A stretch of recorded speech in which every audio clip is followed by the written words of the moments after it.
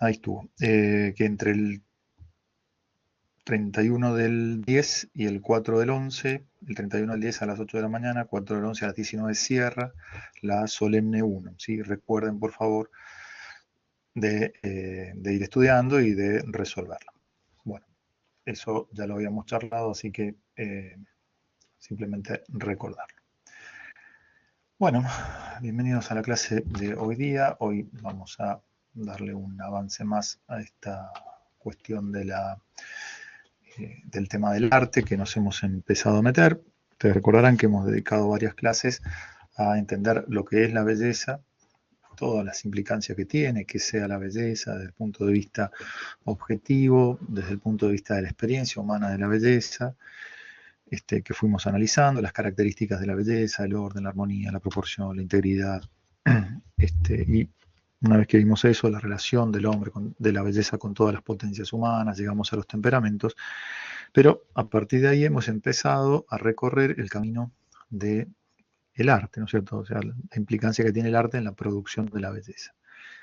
Para poder entrar en eso, la clase pasada estuvimos avanzando sobre los llamados actos humanos. Recordarán ustedes que son aquellos actos que involucran, implican inteligencia y voluntad.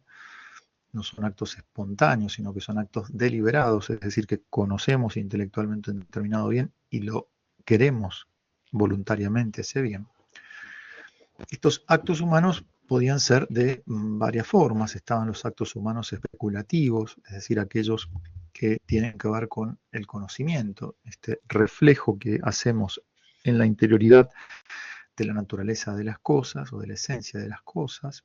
Después estaban los actos lógicos, que era este proceso por el cual transitábamos del singular al universal y del universal a la verdad afirmada en los juicios o bien a los razonamientos. Están los actos humanos que podían ser caracterizados de buenos o malos, y ahí aparecía la praxis o la vida moral, la vida ética.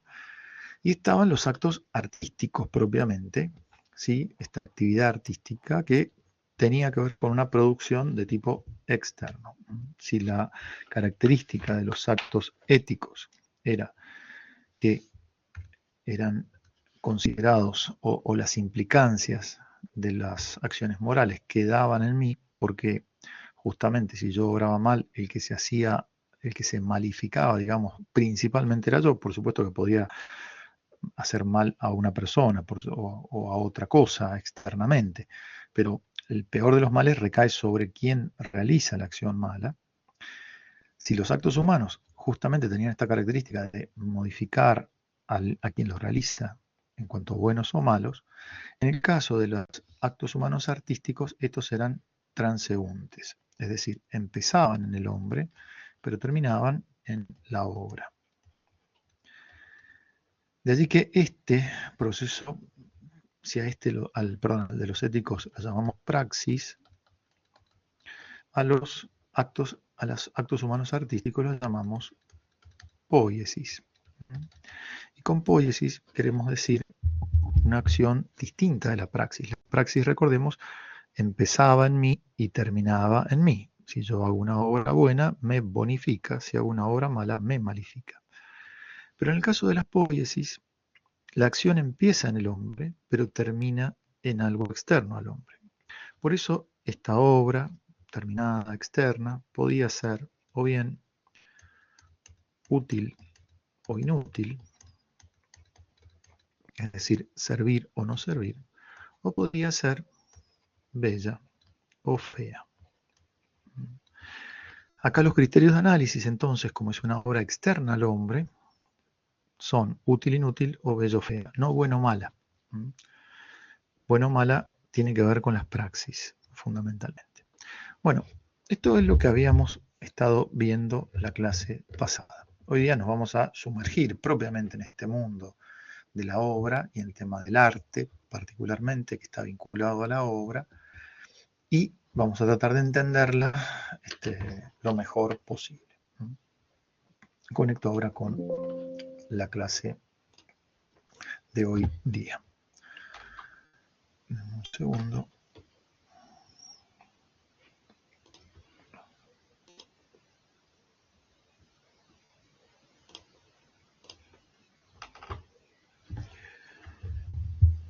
Muy bien, ahí espero que lo esté proyectando. Bueno, la clase de hoy día, la clase 10, tiene que ver con el tema del arte.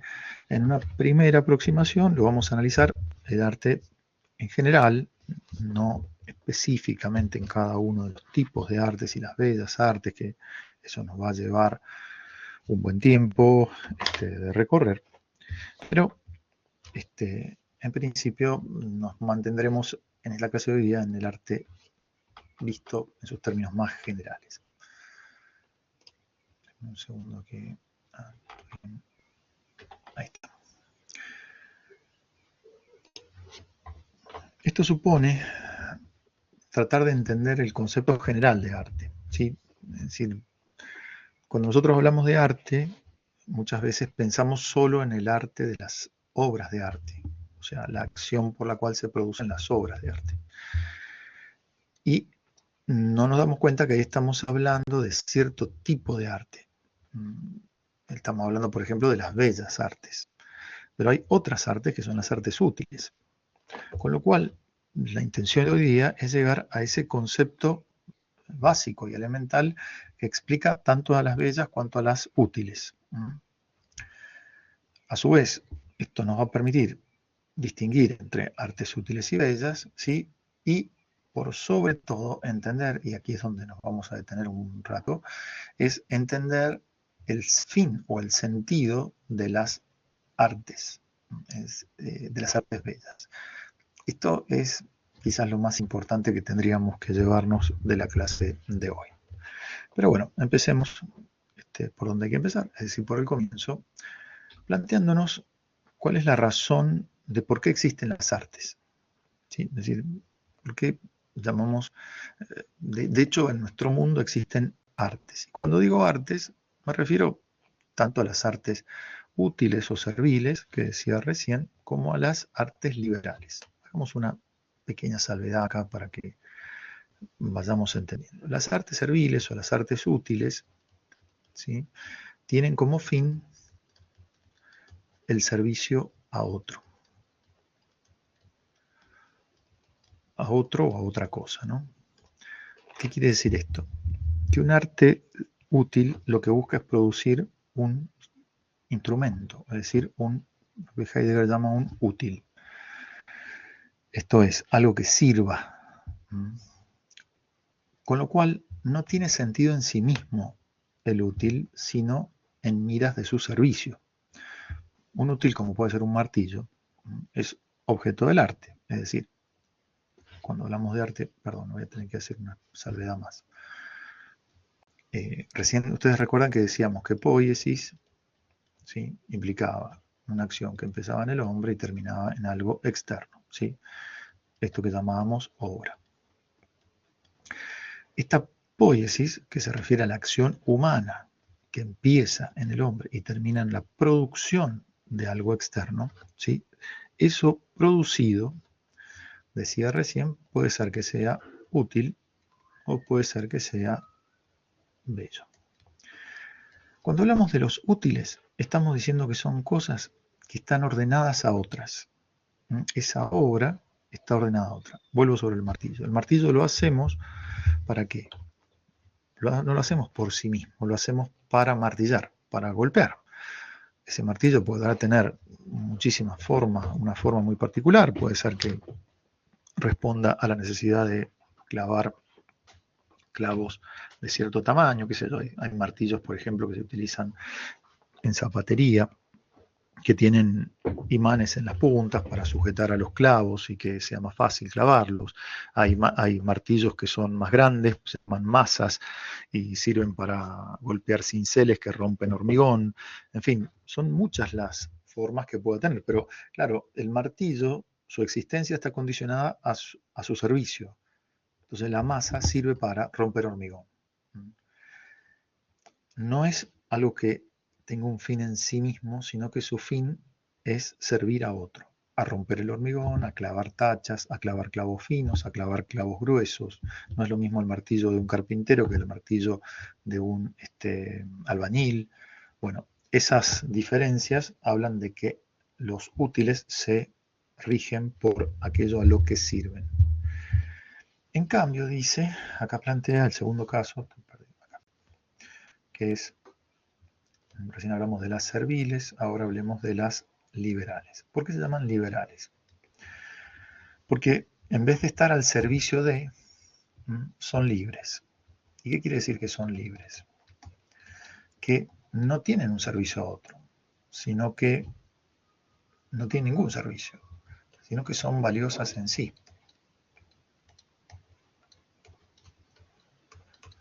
Bueno, ahí dice valiosas en sí, ustedes van a hacer un acto de fe grande como una casa y lo van a leer así. ¿Dónde estoy? Perdón que me perdí. ¿Dónde están ustedes? Tengo tantas cosas abiertas. Aquí estoy. Sí, no sé quién hizo una pregunta, perdón. Claro, eso, Cristian. Gracias, perdón, hasta que llegué a tu comentario. Claro, la ejercen los hombres libres. Y la ejercen los hombres libres porque no están, o sea, son libres, porque las ejercen justamente por la valía que tienen, no la ejercen por una cosa posterior. O sea, usted puede halagar a una persona para obtener su beneficio, y en ese sentido usted no es libre, sino que busca una cosa ulterior. Ahora hay ciertas acciones que los hombres realizan justamente para mostrar que no dependen de nadie, sino que tienen libertad. Y esta libertad, hago esta aclaración, supone un estado de perfección, porque justamente han alcanzado un determinado estado de perfección, entonces son libres. Pongamos un ejemplo. Un adolescente se siente libre, dice, quiero hacer lo que yo quiera, papá, y voy a hacer lo que yo quiera. Fantástico, eso está muy bien. Ahora, ¿qué vas a hacer? No sé qué voy a hacer, pero quiero ser libre. Bueno, eso es un signo de esclavitud. Perdón, no sé si esclavitud sea la palabra, pero por lo menos no sabe lo que debería querer.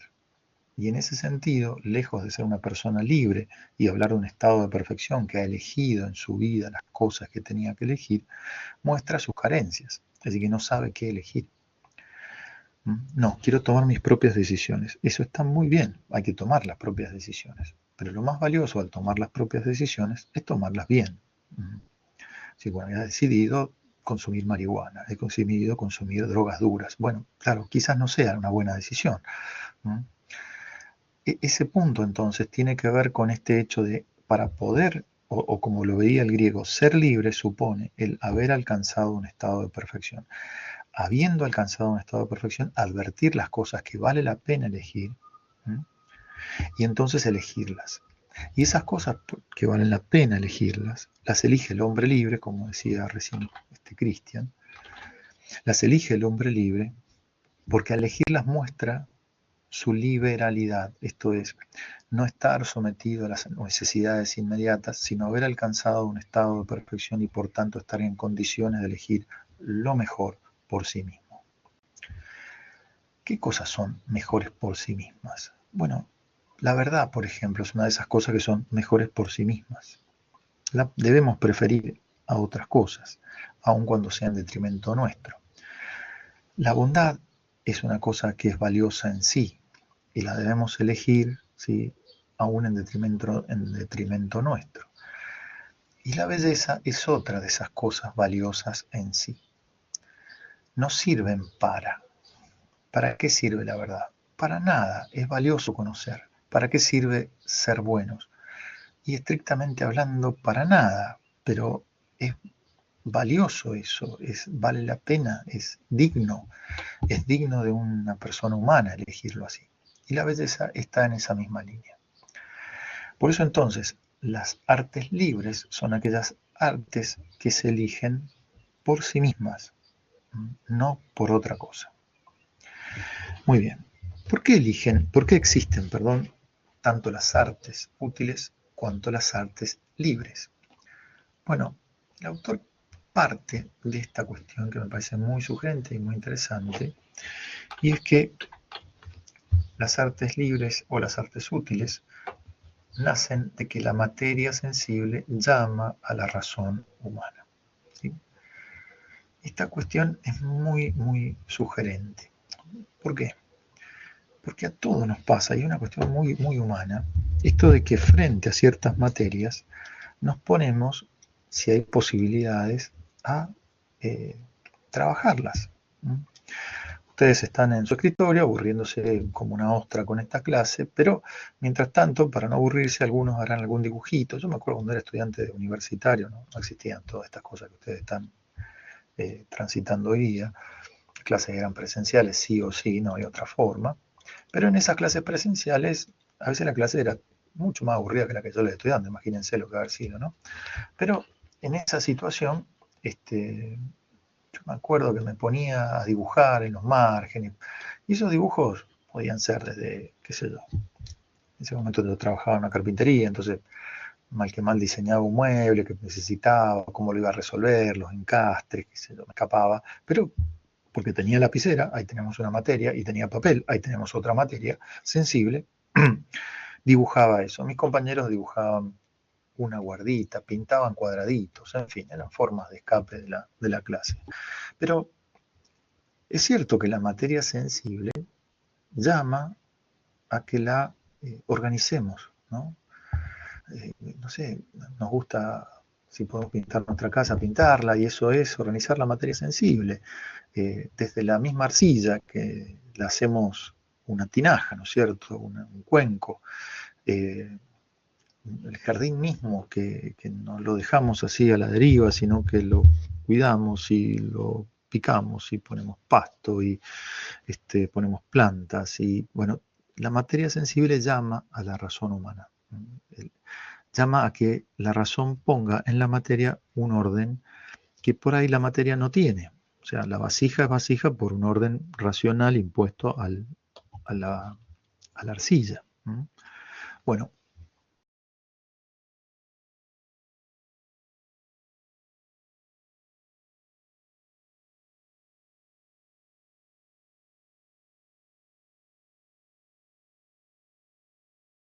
es que nosotros tenemos al alcance nuestro es de varios tipos.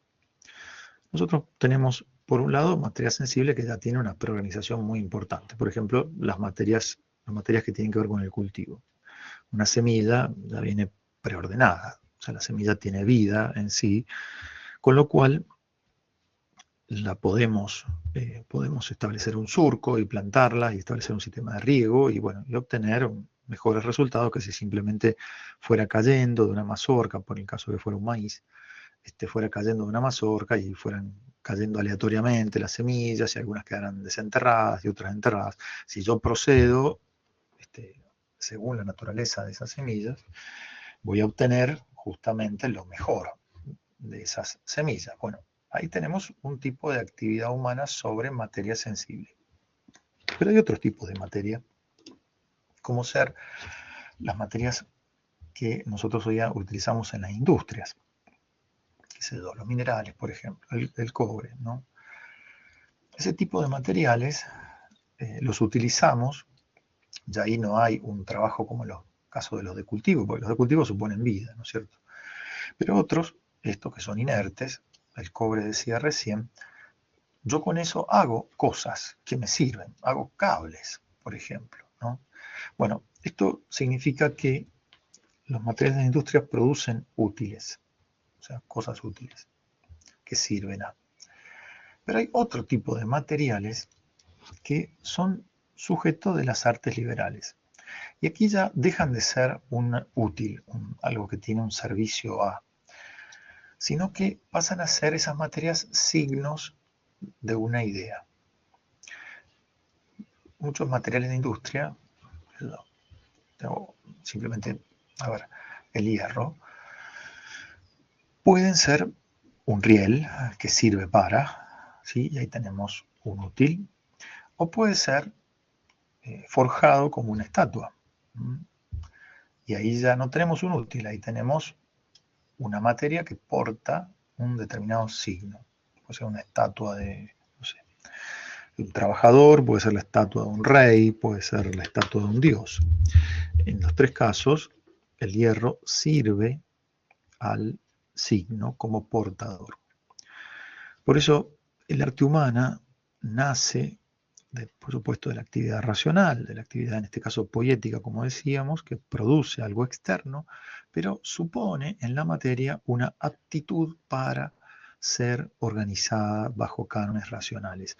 Estas materias entonces pueden ser las cultivables, que suponen vida, las industriales, que ya no hay vida en ellas, y pueden terminar de ser cosas útiles, o pueden ser, en algunos casos, materias de artes liberales, es decir, hacemos la estatua del Dios. ¿Para qué?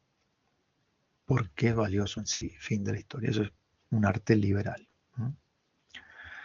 Aristóteles había hablado de esta actividad humana que ordena a la materia bajo dos formas.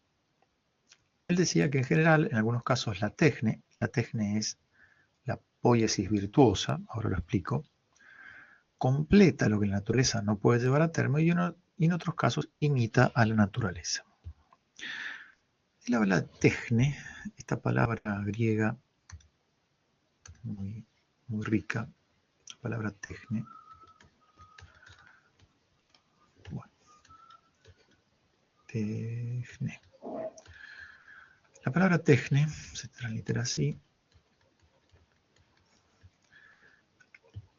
Es la poiesis que hablábamos recién, es decir, la producción humana de una obra externa, pero con la cual se designa a una poiesis bien hecha. Una poiesis bien hecha. Es que la aptitud del hombre para hacer poiesis esté habitualmente bien dispuesta para que produzca obras bien hechas. Es como cuando uno ve un video de YouTube para ver cómo se pinta con acuarela. Bueno, entonces la persona que te enseña te dice, es muy sencillo, toma el papel, colócalo así y luego vas mojando aquí y vas poniendo el pincel sobre la acuarela y luego vuelves a mojar y entonces fíjate, sale una montaña, qué maravilla. Entonces vos haces eso mismo y te sale un manchón, ¿no? Y ahora dice, vamos a hacer un árbol acá y hace el árbol y a vos te sale otro manchón. ¿Y eso por qué? Y bueno, porque esta persona que estás viendo en el video tiene la técnica, te parece que le es fácil hacer y te parece incluso que es fácil para vos hacerlo. Pero en realidad no es fácil, un rábano es difícil. Y lo que pasa es que esta persona tiene la técnica, es decir, tiene la virtud de la poiesis, una poiesis que está estabilizada en el bien hacer, y por eso le sale bien naturalmente. A esa persona siempre le salen montañas y árboles, a vos te salen siempre manchones, ¿sí? Bueno, técnica entonces es la poiesis virtuosa. Vamos a ponerlo acá. Y cuando digo virtuosa me refiero a que siempre está dispuesta a obrar bien. Siempre que toca el instrumento lo toca relativamente bien, siempre que ejecuta un pincel lo hace bien, siempre que canta lo hace bien. Eso es tener, nosotros decimos técnica. Bueno, para Aristóteles es una virtud. Ahora bien, dice, en algunos casos esa técnica completa lo que la naturaleza no puede llevar a término. Es decir, la naturaleza tendía hacia algo, pero no puede llegar a término. Por ejemplo, la enfermedad. Por ejemplo, la salud. La salud como tal busca ser plena, pero a veces esa salud está interrumpida por una enfermedad que usted tiene que superar. ¿Qué hace el médico? Colabora con ese movimiento natural hacia la salud que todos tenemos en la naturaleza humana. Ese movimiento hacia la salud supone antibióticos, paracetamol, bueno, no sé, todas las prescripciones que haga el médico que no se entienden ninguna, como lo que yo escribo. Esa prescripción lo que busca es completar el movimiento de la salud que le está costando para que finalmente llegue a término, llegue a la salud.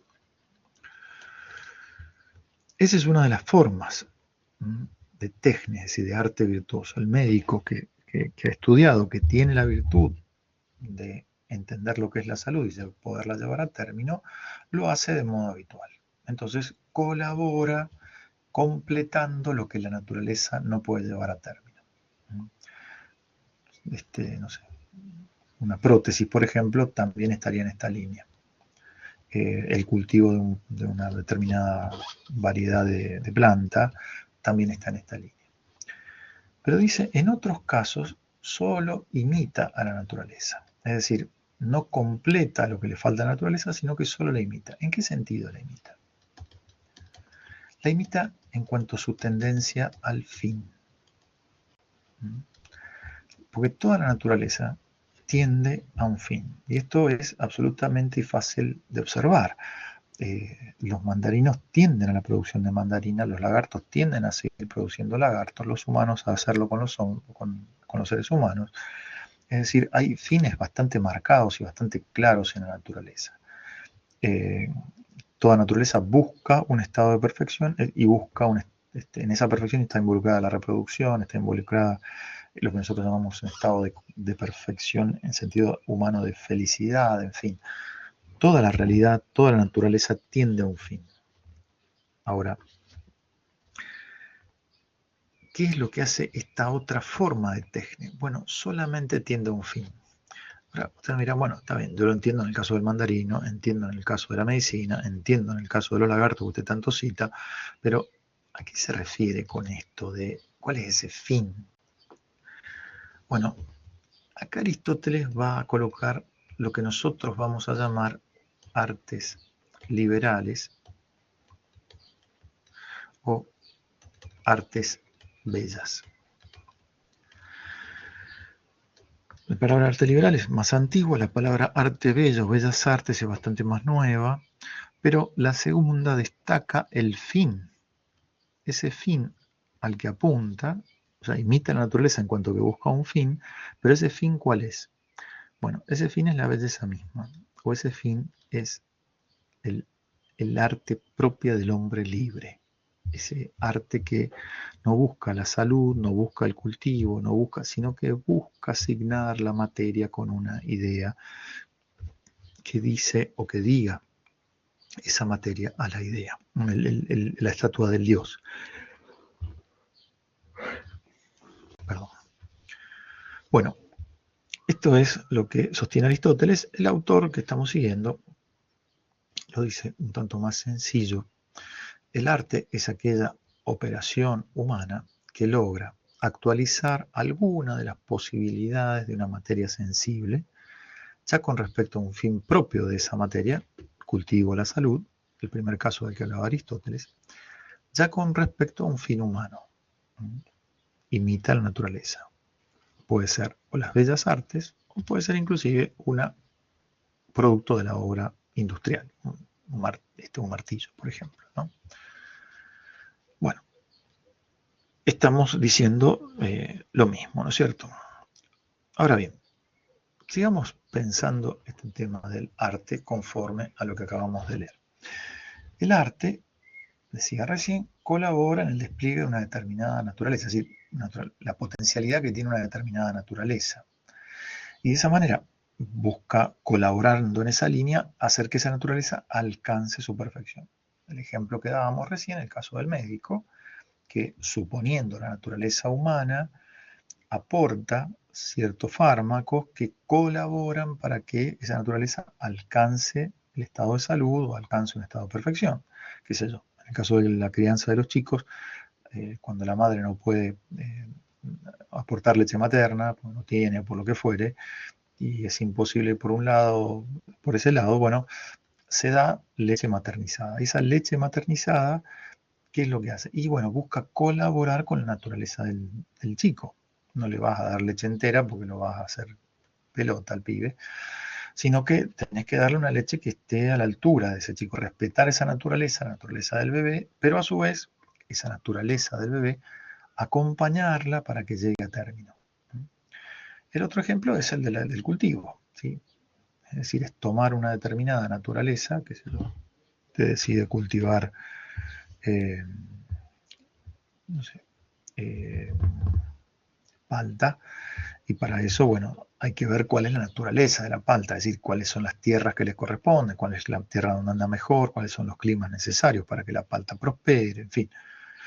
Todo eso, conociendo todo eso, yo puedo colaborar en la naturaleza de la palta para que llegue a su estado de perfección. Bueno, Esto para Aristóteles y para el pensamiento clásico se llama arte.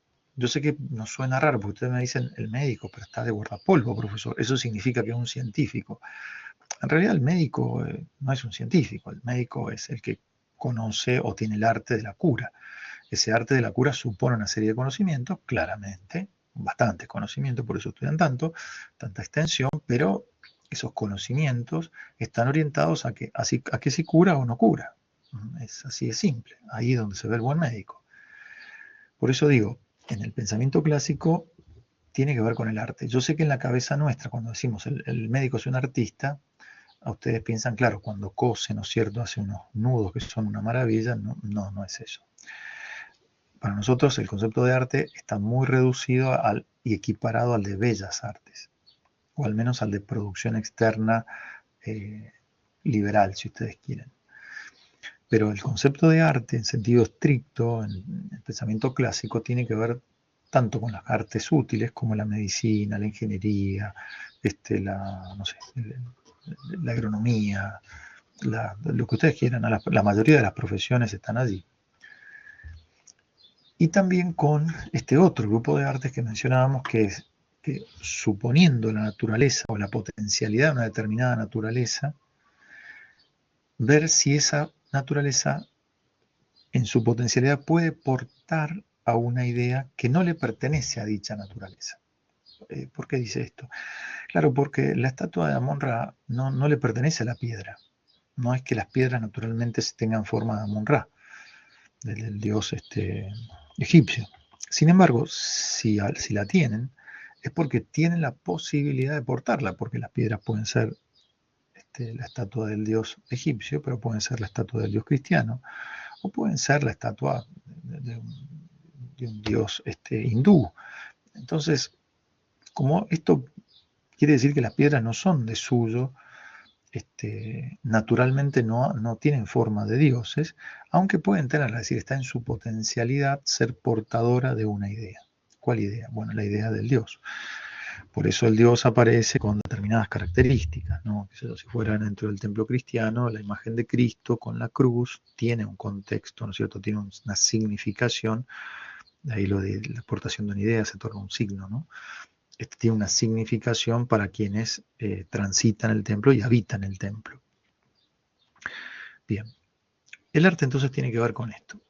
Claramente las artes liberales las ubicamos en el segundo caso, junto a las artes útiles, y a las primeras, como decía, con las primeras tienen que ver el elemento vital presente.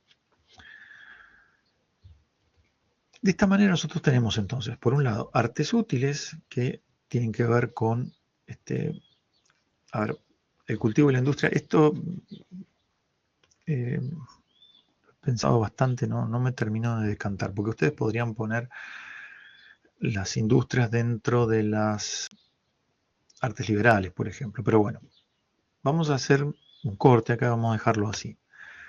Vamos a tener por un lado las artes útiles, ¿sí?, que implican el cultivo y la industria, o pueden ser, tenemos por otro lado las artes bellas. Fíjense cómo ahora he transitado, me vuelvo una filmina para que se entienda. He mirado el arte entendido como suponiendo la naturaleza potencial de una cosa, la hace portadora de una idea que no pertenece a dicha naturaleza. Aquí podría perfectamente yo poner el útil. ¿Por qué? Y porque un martillo no es algo que sea, digamos, natural a la madera y al metal. O sea, porta una idea. Esa idea en este caso es útil. Pero ahora, sí, yo las agrupo ahora, las artes, no bajo esta forma, aunque la supongo, sino bajo esta otra, obtengo esta otra distinción. Aquí.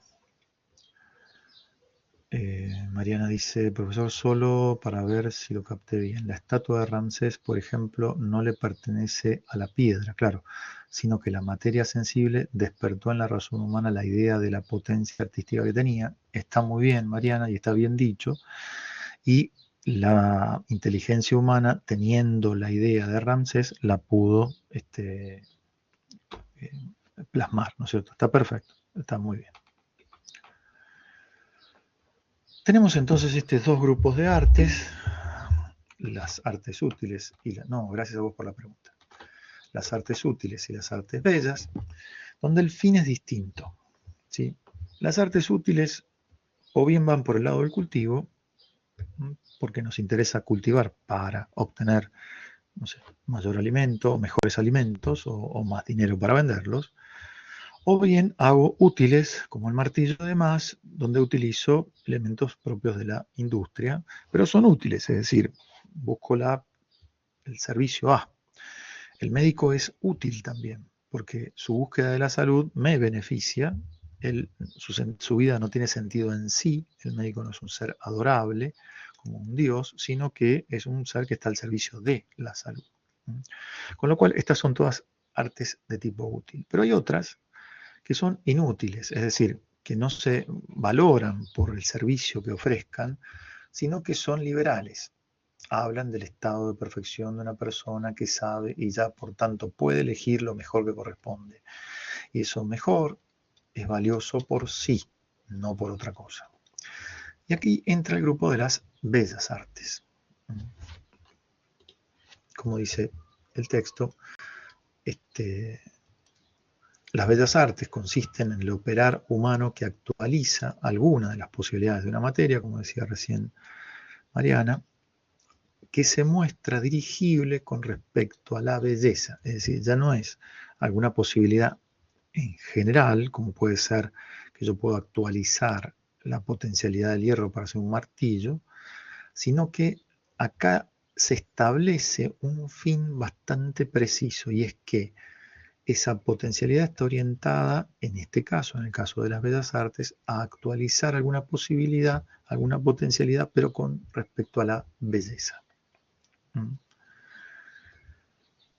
Por supuesto, acá tendrá mucho que ver la materia que se utiliza, no es lo mismo la belleza plasmada en la piedra que la belleza plasmada en el hierro, que la plasmada en la música, que la plasmada en el lenguaje, ¿no es cierto? Pero lo cierto es que sea el modo particular de materia que se tenga adelante, el fin es ni más ni menos que la belleza. Y esto es lo que hay que destacar como central. Las bellas artes se distinguen de las artes útiles porque el fin o el sentido que las estructura en su movimiento y en su búsqueda de técnicas y en todo lo que hacen es ni más ni menos que la belleza. Por eso se llaman bellas artes. Acá hay una diferencia muy grande con las otras, con las ciencias propiamente hablando, ¿no? Porque, ojo, entendamos que las ciencias son especulativas, ustedes recordarán, ¿no? Lo que he repasado al principio de esta clase, actos humanos especulativos, ahí se encuentran las ciencias. Las ciencias son especificadas por su objeto. ¿Qué significa eso? Que estudian una determinada cosa. Por eso el médico estudia al hombre bajo el aspecto de la salud, el sociólogo estudia al hombre bajo el aspecto de su vida social y sus relaciones sociales, el geógrafo estudia la Tierra, ¿no es cierto?, para conocer los accidentes llamados accidentes geográficos. En las ciencias, lo que estudian el objeto y bajo qué luz lo estudian, lo que se llama objeto formal, son los que dan especificidad, es decir, permiten la distinción entre ciencias. La geografía, ¿sí?, no es la agronomía, los dos tienen que ver con la Tierra, pero una se dedica a la agronomía, es decir, la ley del agragri, del campo, y de todo lo que el campo es, por el cual el campo es habitado, es decir, el cultivo de las plantas y los animales. Y por otro lado, la geografía tiene a la geo en su raíz, que quiere decir tierra, y grafos, el dibujo de la tierra, ¿no? Bueno, la geografía, su objeto es eso, dibujar la tierra, con lo cual tiene un objeto distinto y por eso es una ciencia distinta de la agronomía. Las ciencias en general se especifican por su objeto, pero en el caso de las artes, este es otro acto humano, ¿eh? Recuerden los actos que hemos visto, especulativos que dan origen a las ciencias, lógicos, que también están junto con las ciencias, pero están en la base de las ciencias, los éticos o morales, que se clasifican en buenos o malos, y los artísticos, que dan origen a las artes. Las artes ya no son especificadas por el objeto, sino por el fin. Es decir, toda la actividad artística está asignada por el fin. Si el fin de un arte es el servicio a otro, Eso se llama arte útil, que es distinta del fin del arte que busca la belleza, y esa es bella arte. Por eso el fin distingue las artes. Anotémoslo para ver si queda más claro. Si ese fin es lo útil, ahí tenemos las artes útiles. Si ese fin es lo bello, tenemos allí entonces las bellas artes. Sea como fuere, el fin es lo que especifica, es decir, distingue a las artes entre sí. Les da su especie propia.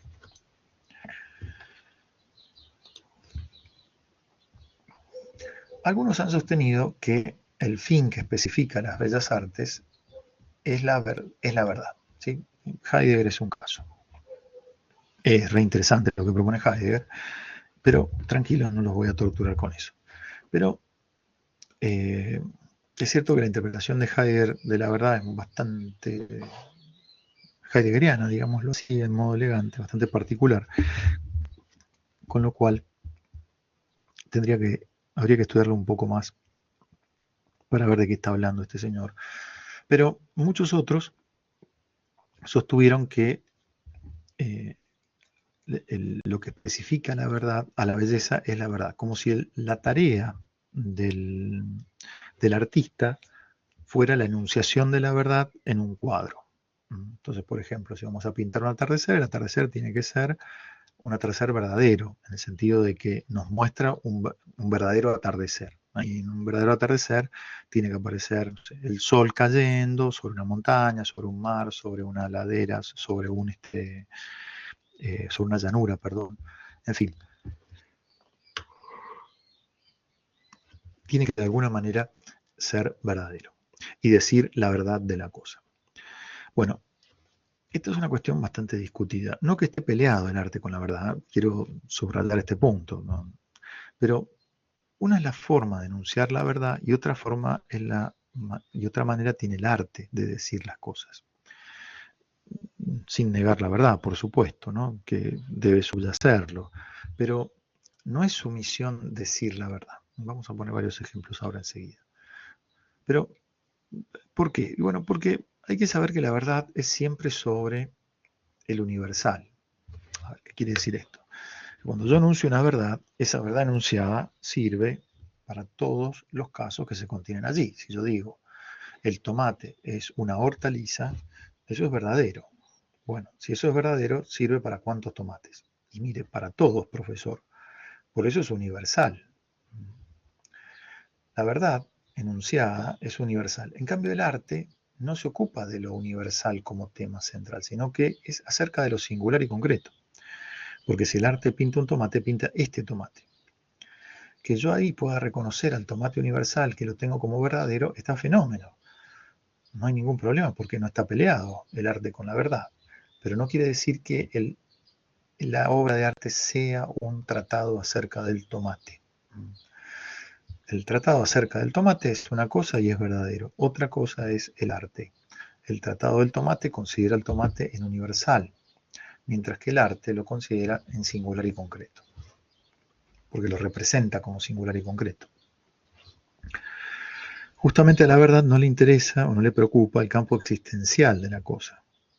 O sea, usted puede ir a la Facultad de Agronomía, a la clase de Tomatología 3, y entonces mientras están explicando ahí las virtudes del tomate, decir, bueno, pero yo tengo un tomate que es distinto. El profesor lo va a mirar con cierto desatino, no desatino, sino con cierto desparpajo, y le va a decir, mire, puede ser interesante su afirmación, pero en esta clase hablamos de tomates en sentido universal, no del suyo que tiene en su casa. No me preocupa su tomate. En todo caso, si su tomate le pasa algo, eso le debería pasar a todo tomate. Porque la verdad está preocupada por el campo del universal, mientras que el arte se preocupa por el campo de lo existencial concreto. Ahí también hay una diferencia importante. Y el tercer punto, que vamos a ver ahora con una serie de ejemplos, es que la verdad de una determinada esencia, para llegar a esa esencia, yo he necesitado hacer un proceso que se llama abstracción. Proceso de abstracción quiere decir, significa la eliminación de todas las circunstancias individuantes que puedan aparecer en mi tomate para quedarme con el tomate.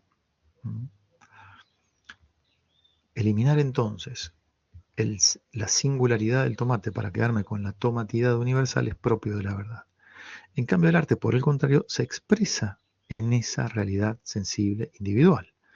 Y lo hace, o sea, y pone todo el acento en esa individualidad. Veamos estos 3 puntos, repasándolos a su vez, a través de algunos ejemplos que me parecieron menos simpáticos.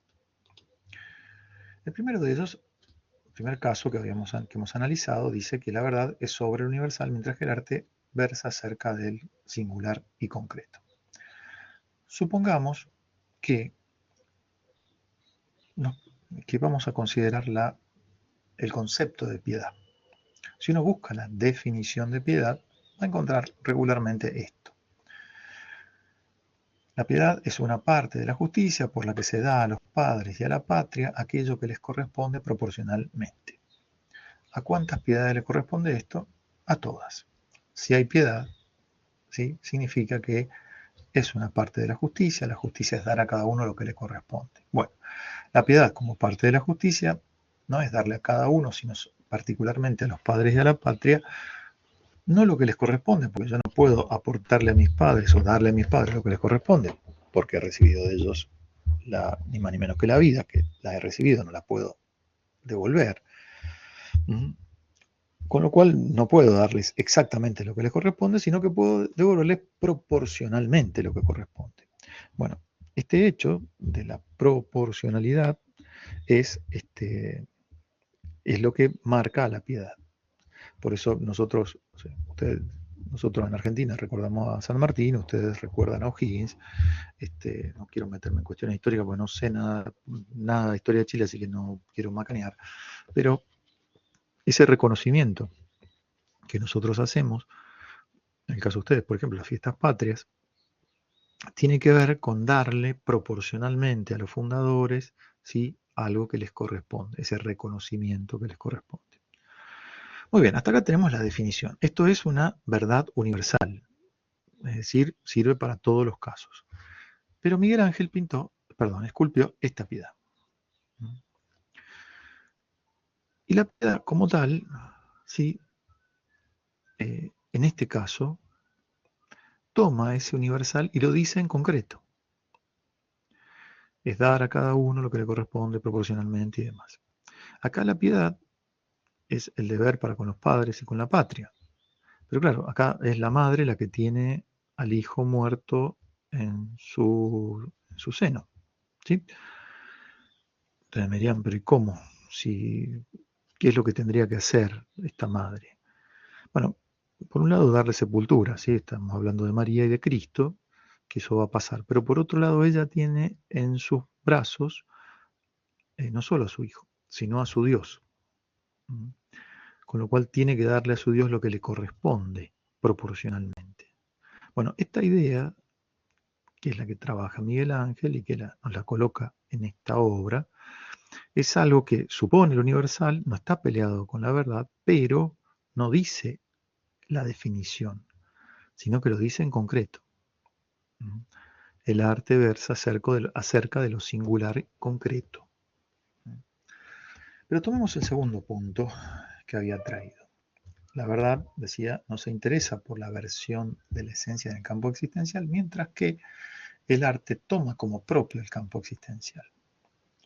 Sigamos con esta imagen de la piedad de Miguel Ángel. Miguel Ángel esculpió 3 imágenes de piedad, que las otras 2 no son conocidas, no son nada conocidas.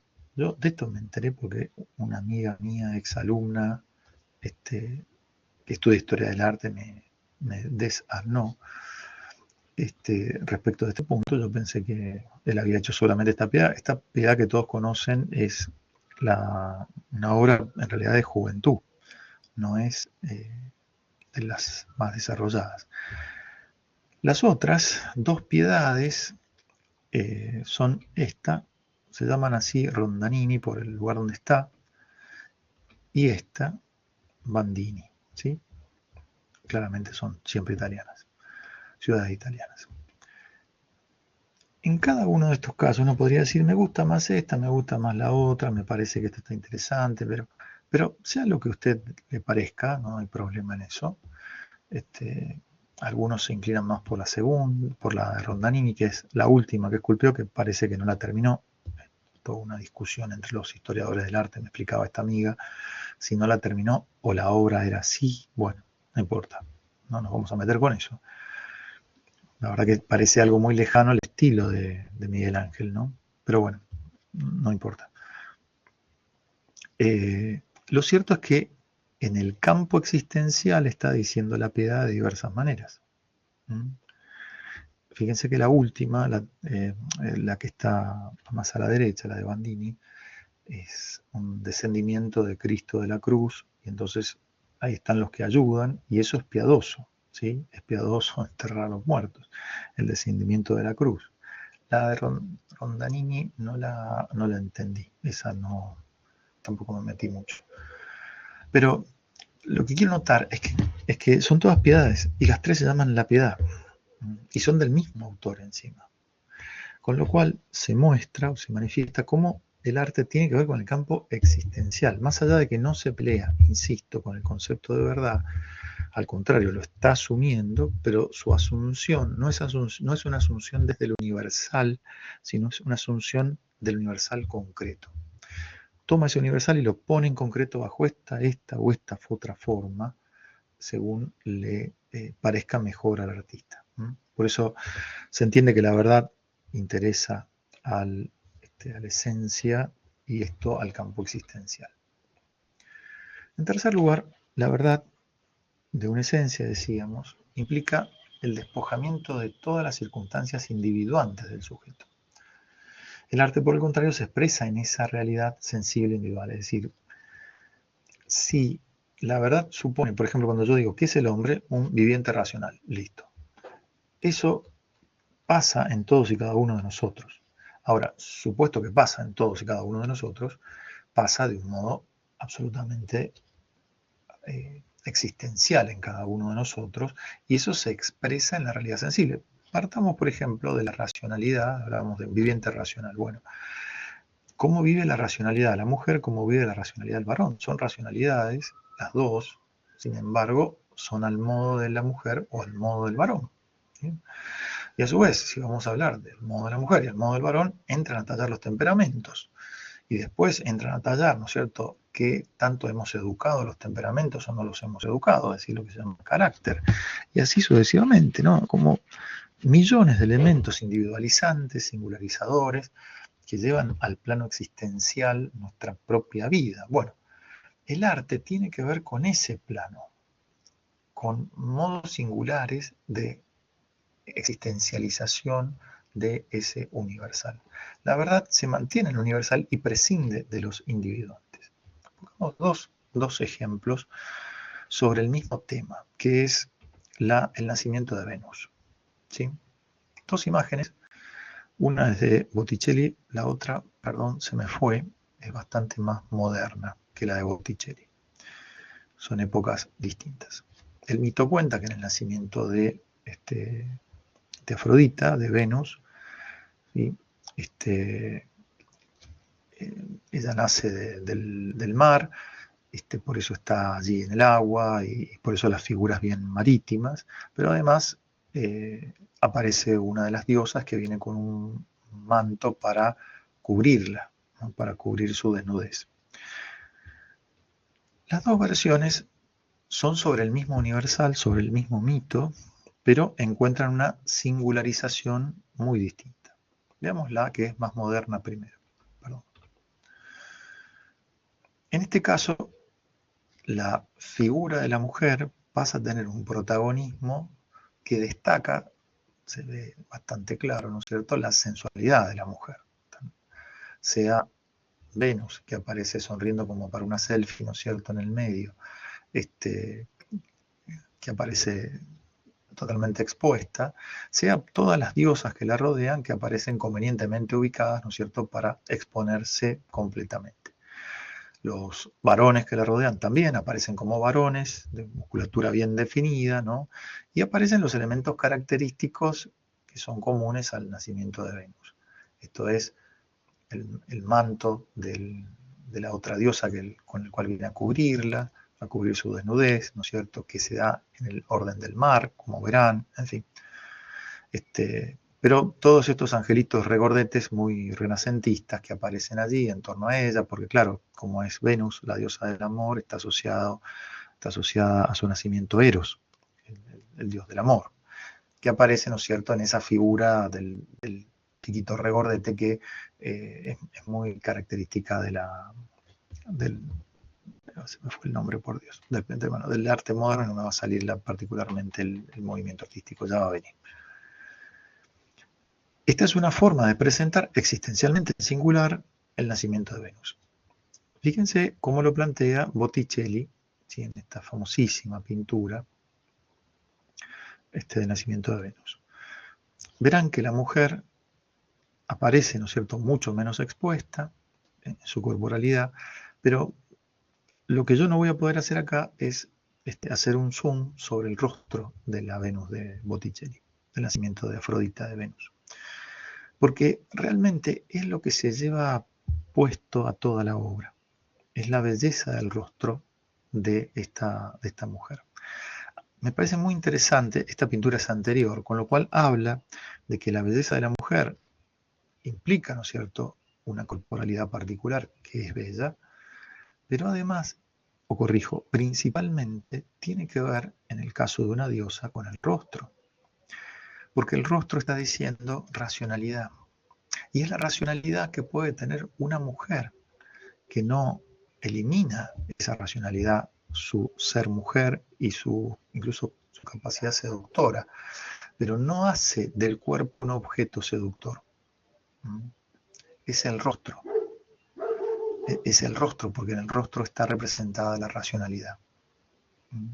Bueno, es re interesante de ver eso.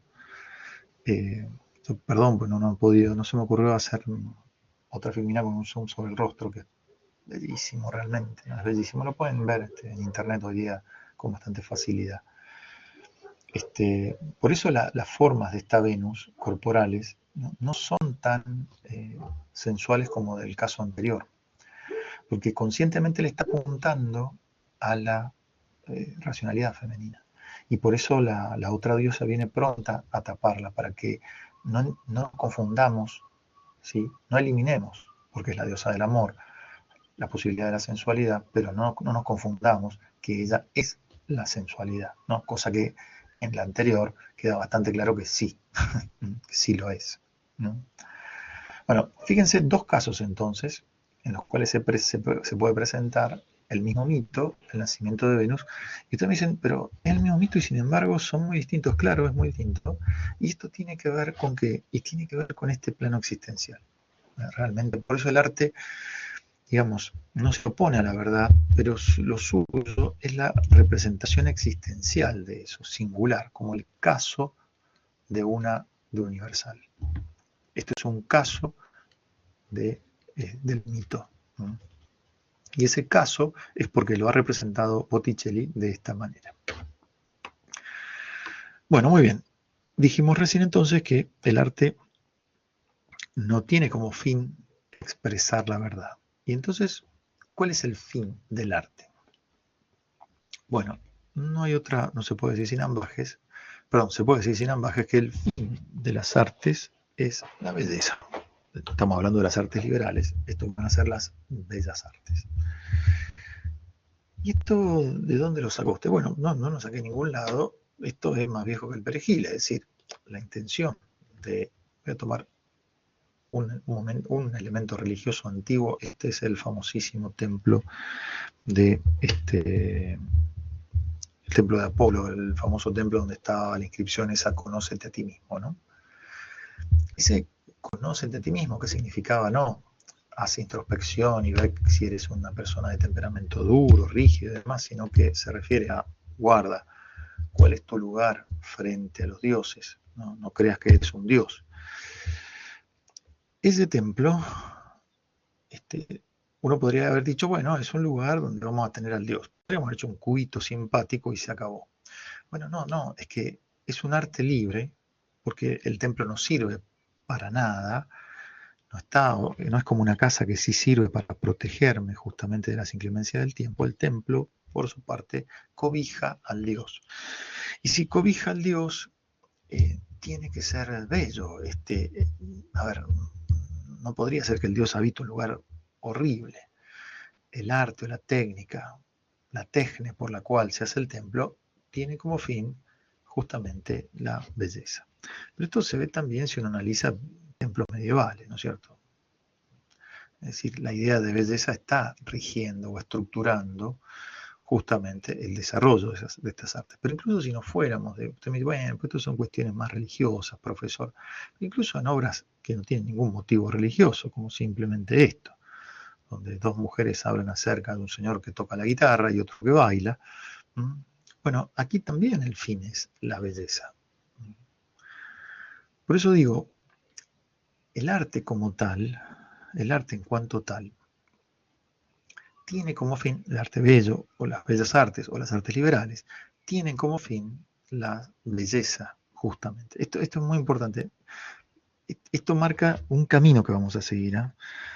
No es el fin del arte, al menos como se ha entendido siempre, ni la expresión del artista, ni las sensaciones particulares de una determinada cultura, ni nada de eso, sino que el arte tiene como fin la belleza. Y a veces esa belleza se dice de modo directo y a veces esa belleza se dice como un deseo de que ella esté presente, ¿no? Yo creo, con algunos que he leído, me han convencido, me parece que está muy bien, que muchas de las obras feas de nuestra época tienen que ver con ese reclamo de la existencia de la belleza. Hay otras que son feas nomás, ¿eh? Hay cosas espantosas en nuestro mundo. Nos ha tocado un mundo donde el arte hace cosas realmente horribles. Pero hay otras obras que son oscuras, pero que hablan de un reclamo de una belleza que debería estar, que no está, pero que debería estar, como un canto de esperanza o una especie de invocación para que se haga presente, ¿no? Bueno, muchos dicen que Paul Claudel es un caso, ¿no? Bueno, no importa, en otra vida lo estudiaremos. Ok, las artes entonces buscan o tienen a la belleza por fin. Ahora, ¿ese fin cómo opera sobre el arte? Bueno, todos sabemos que el dominio de un fin sobre una determinada cosa puede ser de dos tipos. Puede ser político en el sentido, a ver, no de política contemporánea, sino que a lo que pasa en una sociedad política, cuando hay que decidir algo y hay que consensuar, digamos. O sea, no es que usted dice, lo mejor es esto y todos lo hacen, sino que bueno, no me gusta, a mí no me parece, qué sé yo, se discute y bueno, y llegamos a una solución más o menos consensuada que más o menos diga lo que se me había ocurrido que era lo mejor. Otro es el caso del dominio de tipo despótico, es decir, que puesto el fin, no hay discusión, sino que se aspira a ese fin. Puede ser que se logre o no, ¿eh? Pero atrae con toda su fuerza. Bueno, en el caso del arte es así que opera el fin. El fin como belleza, el fin, lo que plantea justamente la belleza, opera despóticamente en las bellas artes. Es decir, si hay arte propiamente bella, si hay arte liberal, el fin es la belleza. Es despótico, no es político. Atrae, marca el sentido, determina la diferencia. Perdón, me asusté. Si alguien justo abrió el micrófono y me escucha a mí mismo, me asusté. Pobre ustedes que me están escuchando. Bueno. Determina, establece la especificidad de ese arte, ¿no? Por eso decimos que es despótico. Ahora, hay un caso bastante interesante en todo esto, en medio de todo esto, y es que algunas veces ese fin no es la belleza, sino que es reemplazado por otra cosa. No es raro ver que en algunos casos ese fin sea reemplazado por una ideología, por ejemplo, ¿no? Un ejemplo bastante claro es el caso del arte marxista, del llamado arte marxista de la época de la Rusia marxista. En ese caso, la preocupación no es la libertad en el sentido de el estado de perfección que me permite elegir bien y lo mejor, y eso me lleva justamente a la búsqueda de la belleza en el caso del arte, como fin despótico, sino que en el caso de un arte al servicio de la ideología, el arte pierde ese carácter liberal y pasa a ser una especie de arte útil, porque lo que le importa es portar una idea y difundir o dar a conocer una determinada ideología en este caso, ¿no? Hay muchísimos ejemplos para traer, pero este es uno de los que me llama poderosamente la atención. Otro es la arquitectura marxista, pero la vemos enseguida. Pero este caso, digamos, habla de una cosmovisión muy particular dentro del marxismo. El varón a la par de la mujer, los dos iguales, uno con la hoz, otro con el martillo, es decir, la única solución es el trabajo, ¿no es cierto?, que va a doblegar al pequeño capitalista que hay en todos nosotros, ¿no es cierto?, para que finalmente cuando se dobleguen todos los capitalismos posibles y habidos y por haber, entraremos en el paraíso comunista, etcétera, etcétera. Bueno, esto que hemos leído hasta el cansancio y hemos visto por todos lados, el arte marxista lo trae y nos lo arroja, en singular, por supuesto, como hemos dicho, pero claro, acá el tema de arte liberal se rompe porque deja de ser valioso por sí y pasa a ser un instrumento de difusión, casi como una propaganda, ¿no es cierto? Bueno, esto que ustedes ven acá, que les traigo como ejemplo, sirve también, si uno lo mira, en el caso de la arquitectura marxista. No sé si ustedes han visto algo, pero la arquitectura marxista era enorme, ¿no? Eran grandes volúmenes donde todas las partes eran iguales, porque esta es una cuestión bien marxista absoluta de que el hombre y la mujer son completa, absoluta y totalmente iguales. Y esto lo expresaba la arquitectura en las casas de los trabajadores. No sé si los han visto, eran esos edificios que son todos absolutamente iguales, donde las partes son iguales, donde es una ventana separada a una distancia exactamente igual, la próxima ventana está separada exactamente igual, todo absolutamente igual, los pisos completamente iguales, las plantas, digo, completamente iguales, todo lo mismo, ¿no? Bueno, este es un punto donde la liberalidad propia del arte se rompe, porque deja de ser libre en el sentido de la comunicación de lo valioso por sí, para pasar a comunicar lo que sirve a una ideología, ¿no? Y entonces se rebaja de arte liberal a arte útil, ¿no? Bueno, lo traía como un caso, digamos, que puede aparecer como formas de instrumentalización del arte. Bueno, muy bien, llegamos al final de esta apurada clase, donde lo que hemos intentado hacer es revisar el concepto de arte en general, ¿sí? como poiesis, esta poiesis que tiene que ver con una obra externa al hombre. Esa poiesis podía ser bien hecha o mal hecha, y que cuando estaba bien hecha de modo habitual, o sea, tenía la disposición habitual a hacerla bien, pusimos el ejemplo del video de YouTube y la témpera, esa disposición, esa buena disposición, se llama entonces techne. Techne es la virtud del arte como tal, ¿no? Luego vimos diversos tipos de artes, recorrimos el arte útil, el arte y las bellas artes. Antes habíamos analizado, perdón, acá esto no lo repasé, la materia, como la materia llama, la realización de la obra artística, como llama a poner la regla en la obra. Vimos entonces los diversos tipos de artes y luego, por último, caracterizamos lo propio de las bellas artes. Recordemos esto, y es muy importante, las ciencias se especifican por sus objetos, las artes se especifican por su fin. Distinguimos las bellas artes de las artes útiles, en cuanto que el fin de las bellas artes es la belleza y el fin de las artes útiles es el servicio a otra cosa, ¿no? Con esto, ya la próxima clase podemos entrar sobre las bellas artes, que es lo que más nos preocupa, digamos, lo que tenemos que desarrollar. Bueno, muy bien. Hasta acá entonces lo que quería trabajar hoy día. No sé si hay alguna pregunta, alguna cuestión.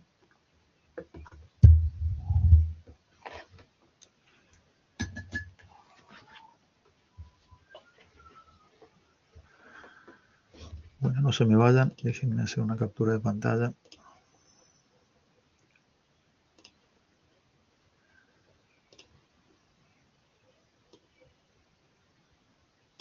Ok. Bueno, muy bien. Si no hay preguntas, dejemos acá. Nos veremos la semana que viene. Vamos a las bellas artes de la próxima semana, sí, por supuesto. Bueno, muy bien. Listo, entonces quedemos así. Bueno, buenas noches, que tengan una buena semana y bueno, que la pasen bien esta semana. Nos vemos, hasta luego. Muchas gracias, buenas noches. Buenas Hasta luego, noches. buenas noches.